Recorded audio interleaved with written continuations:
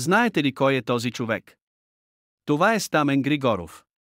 Стамен Григоров е български учен, известен със своето откритие на бактерията Lactobacillus bullrheisus, която е основен елемент в производството на кисело мляко. Откритие на Lactobacillus bullrheisus. През 1905 година Григоров открива, че киселото мляко се дължи на действията на специфични бактерии, като Lactobacillus bullrheisus.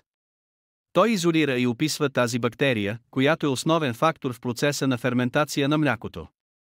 Това откритие играе ключова роля за развитието на млечната индустрия. Григоров завършва медицина в Женевския университет в Швейцария през 1902 година и след това работи като лекар и изследовател. Ролята му за популяризирането на киселото мляко, откритията на Григоров не само че се свързват с науката, но и оказват влияние върху традиционните български храни, като киселото мляко, което става известно по целия свят благодарение на него.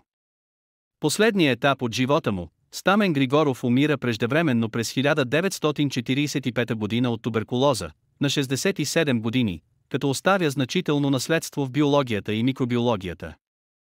Това откритие на Григоров продължава да бъде основен елемент в научния интерес към киселото мляко и здравословните му свойства. Между другото, това е музея на киселото мляко в село Студен извор, община Трън. Организиран е в двуетажна къща, в центъра на селото, близо до родната къща на доктор Стамен Григоров.